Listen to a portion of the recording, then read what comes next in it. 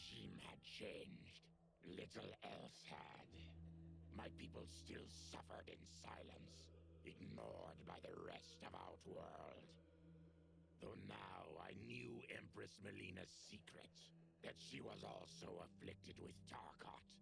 If anyone would help, it would be her. But how to get an audience? Syzoth. He was the Empress's new emissary to the Zaterrans. I asked him to introduce us. At great personal risk, he agreed. And as I'd prayed, the Empress was willing to meet. Even better, she would visit the colony. She was shocked to see how we lived. She moved quickly to provide for our care and comfort. Thanks to the Empress and Syzoth, we Tarkatans are no longer pariahs. Until our disease can be cured, that will do.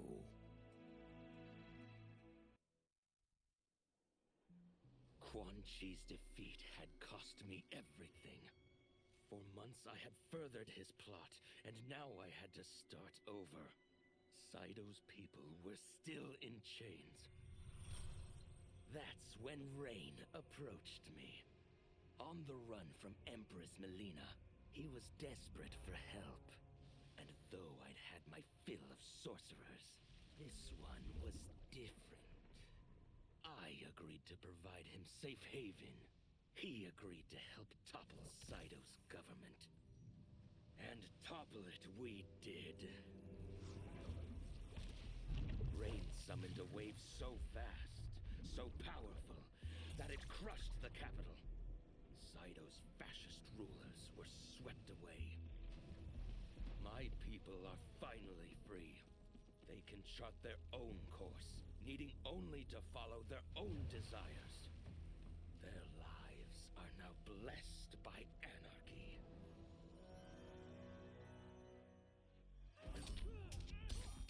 I wasn't looking for allies against the Yakuza, but I found one in Special Agent Jackson Briggs. He'd heard gangsters plotting to kill me on a wiretap and came calling, hoping I'd be his informant. We planned to part ways when we got the job done. But then, Shang Tsung showed up to steal Sento. Needless to say, Jackson had questions. It blew his mind to hear that the stories in Johnny's movies were real. Once the shock wore off, Jackson quickly sized up the threats Earthrealm faced. To deal with them, he got his bosses at the FBI to form the Outworld Investigation Agency. When he asked me to sign on, I hesitated. After all, me? A government agent? But it's an important job. And more importantly to me, an honest living. It was inevitable that the Shaolin Masters had me join them. They knew just how much future initiates could learn from me. Shujinko was one of my earliest. His ability to absorb anyone's powers and skills was amazing. With the right training, he could become our greatest champion. I knew that I alone could give it to him. But as his proficiency grew, so did his ego. In love with himself and his power, Shujinko became a threat to the realms. He hadn't learned humility, because I wasn't the one who could teach it. I should have listened to Raiden's warning and not tried to train Shujinko alone. After he was subdued, Shujinko's accumulated abilities and memories were taken from him. He is once again a new initiate, ready to begin his training. This time, Raiden and I train Shujinko together. He will become the champion he is destined to be.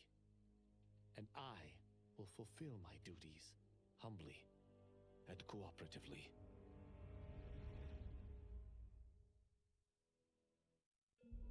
Though worried about how the public might react, I met with Baraka to discuss his Tarkatans. Speaking from his heart, he moved me. I agreed to visit his colony and see how his people lived. The conditions were atrocious. This was one of my mother's few mistakes. Like all Outworlders, she treated Tarkatans with scorn. What they deserved from us was compassion. And the only way to get it for them was to reveal my affliction. To show all my subjects that even an empress could get Tarkat. The scandal my revelation caused was intense. But with the help of Kitana and Tanya, I emerged from it a stronger empress than ever. My honesty, empathy, and resolve won over my remaining doubters. There is no longer any question that I am fit to lead the Empire.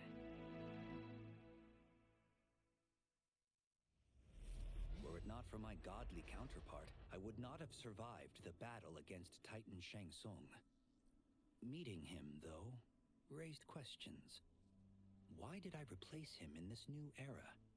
Why was I made mortal?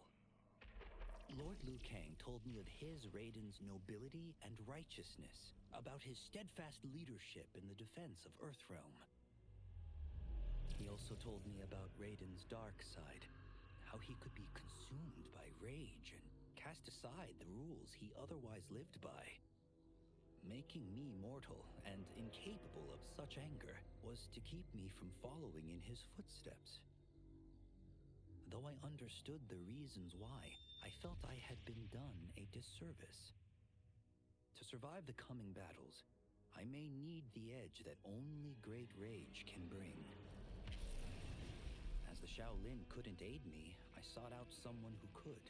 Someone to stoke the fire within me and teach me to master it. For this, I could have no better teacher than the Shirai Ryu's Grand Master. With General Shao freed from prison, we began raising a new army against the royal family. Though many were eager recruits, few were good at soldiering. It was so bad, the general was forced to change tactics. He decided that we needed a doomsday weapon. That weapon isn't a thing, though. It is a monster. Onaga, the Dragon King. The general told me the old legends were true. That his ancient ancestor defeated Onaga, trapping him deep inside Mount Sagan. The Dragon King is still there today. His pent-up fury waiting to be unleashed.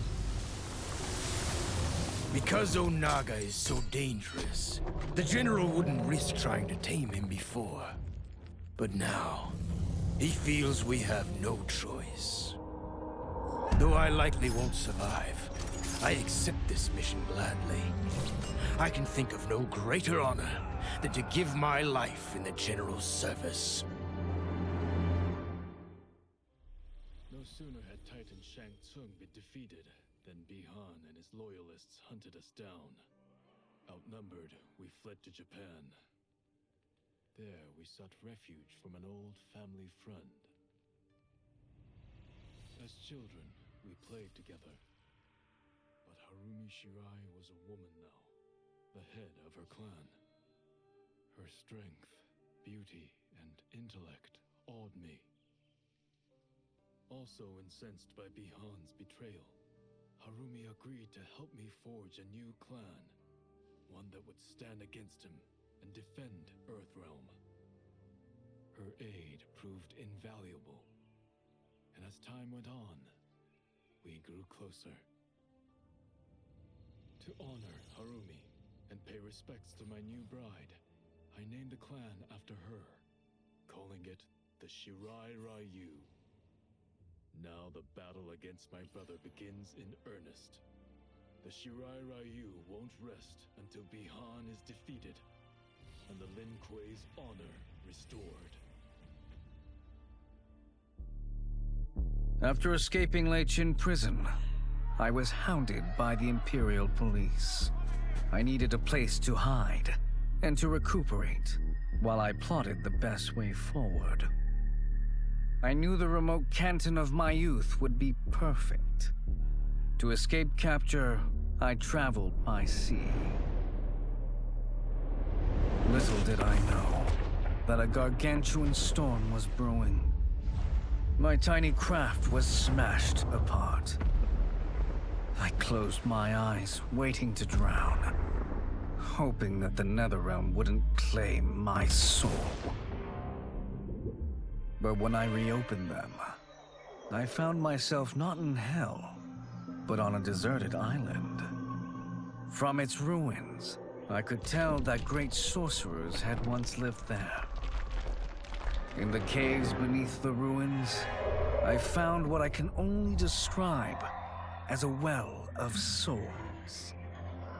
Once I learn how to wield its power, I will become invincible. As the darkness enveloped me, I took a long last look at my family. I did not expect to see them again until their souls joined mine in the living forest. But miraculously, my beloved husband delivered me from oblivion. Though he couldn't save my body, Jared had preserved my soul. Like him and countless others, I am now a part of Ermac. Yet ours is not a peaceful repose. The collected souls within Ermac have their own needs and agendas. Before we can speak as one, we must first reach consensus. I had thought, as the former rulers of Outworld, I and Jared would hold sway. But here we are, two souls among many thousands, fighting for the right to be heard. And if there is one thing we do well together, it is fight. We will win the right to govern Ermac as we once had governed Outworld. And we will rule for the benefit of all. Kuai Liang and I were working hard to build our new clan. But even with the help of his close friend Harumi, it was difficult. The biggest problem was finding the right initiates. Then, one night, while walking outside Harumi's compound, I was attacked. I thought at first it was a Lin Kuei assassin, but his strikes were too uncertain, too angry. My attacker, it turns out, was a boy. Homeless and hungry, his assault was born of desperation. He needed money so that he could eat. It was like looking at myself 15 years ago. I would have ended up just like him if the Lin Kuei hadn't taken me in. So I took the boy to Kuai Liang, who also appreciated his fire. We made him our first initiate. The boy's name? Hanzo Hasashi. Until recently, I hadn't met Li Mei, but I had heard the stories. How the Umgadi's matron superior... Until recently, I hadn't met Li Mei, but I had heard the stories. How the Umgadi's matron superior blamed her for not preventing Emperor Jared's murder. How she quit in disgrace rather than accept punishment. But those stories didn't fit the woman I now knew. Li Mei would never have been so negligent. Eventually, I uncovered the truth. The failures and mistakes which led to the Emperor's murder, they resulted from poor decisions made by the matron superior themselves. They made Li Mei their scapegoat. When the Empress found out, she wanted the Umgadi disbanded. But I convinced her that it could be reformed. To make sure it did, she put me in charge. I am humbled by this sacred responsibility. The Umgadi, my sisters, they are my life. I will not let them be brought down by the acts of a selfish few. The battle had been lost, but the war isn't over. I won't stop fighting until I take Outworld's throne. That they thought Lei Chin Prison would hold me is laughable. Once free, I began planning my next campaign. I would need an unstoppable army to overthrow Melina. Unfortunately, most of my former soldiers lacked the courage to rally to my standard. Rebuilding my army would require finding new recruits. And that task is proving easier than expected. Outworld's golden age has left more than a few behind. Without hope, without power, they eagerly heed my call to tear down Melina's government. Though the barriers between timelines had been rebuilt, there was no question that they could again be broken. Protecting this timeline would require eternal vigilance, so that it could not fall victim to further outside aggression. But nothing in my countless lifetimes had prepared me for this task. In none of them had multiple timelines ever coexisted. Monitoring them for threats was an entirely novel problem. It would require a novel solution. I discovered that though the timelines no longer touched, their meeting had left them intertwined. I can now secretly surveil all timelines, keeping watch for potential danger. It pleases me to do this service for the new era. Lord Liu Kang may rest assured that it is secure. General Shao's revolt left Outworld's armies in tatters. We were vulnerable to enemies both foreign and domestic. That's why my sister asked me to take command, to stitch her military back together and purge Shao's loyalists within it. She trusted only me with the task.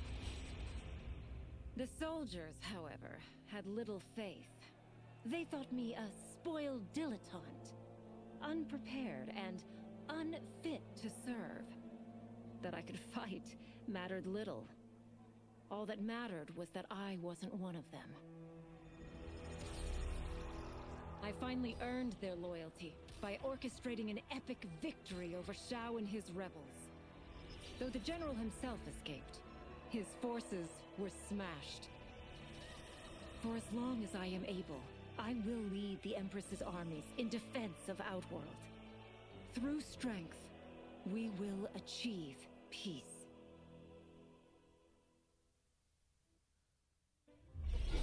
As her reign began, Empress Melina faced many challenges. To meet them, she turned to the people she trusted. Her sister to lead her army, and me to lead her Imperial police. Though I missed Empress Sindel dearly, I was glad my ties with her family had been mended. But while it was an honor to be made responsible for Outworld's internal security, I soon realized accepting the appointment was a mistake. I'm not cut out to be a bureaucrat, nor am I patient enough to navigate the Imperial Court's politics. I was at my best patrolling Sundo's streets, when I could feel the city's pulse and serve and protect its citizens directly. That's why I resigned my post and resumed my role as Sundo's first constable. I end each day knowing I've made a difference.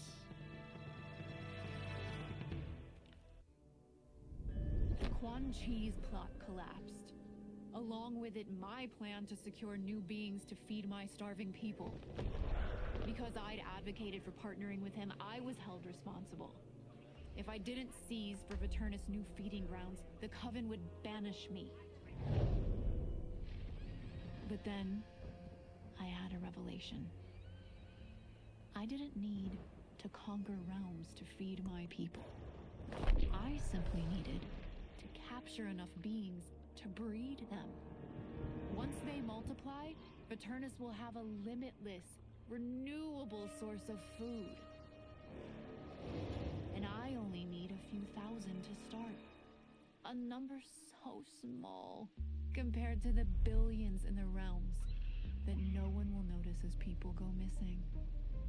But it will be more than enough to establish our breeding stock and feed a ravenous Viternus.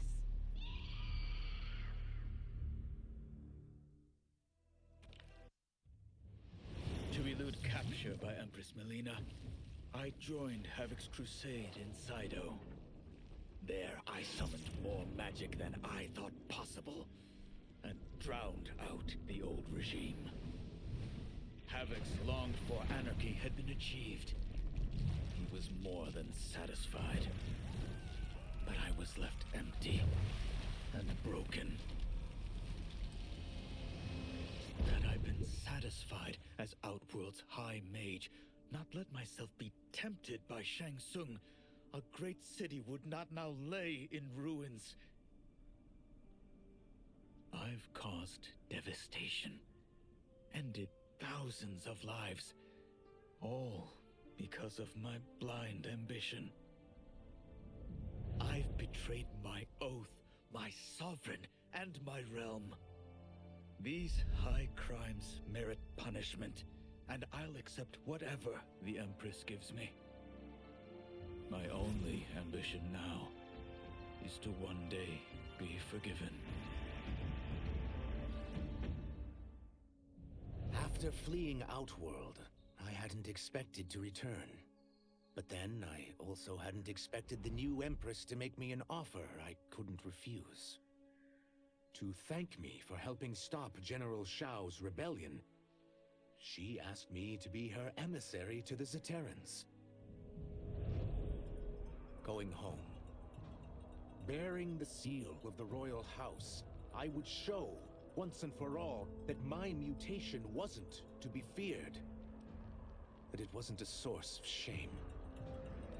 To my surprise, I was welcomed. But those warm smiles hid a dark secret.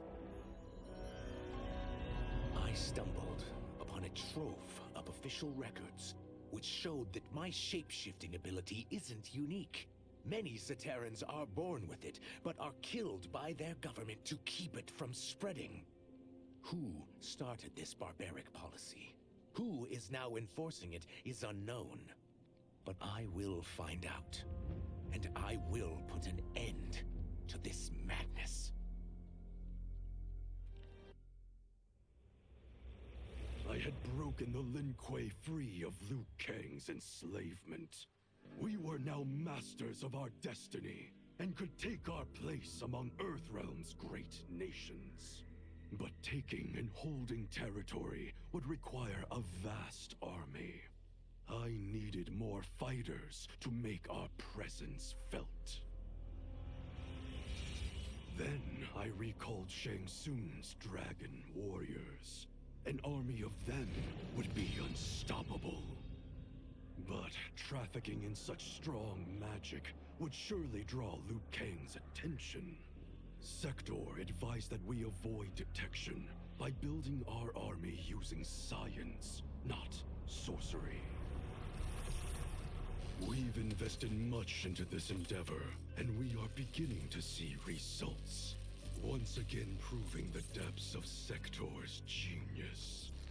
When we are done, all of Earthrealm will honor our desires and heed our demands. If not, they will face the Lin Kuei's wrath.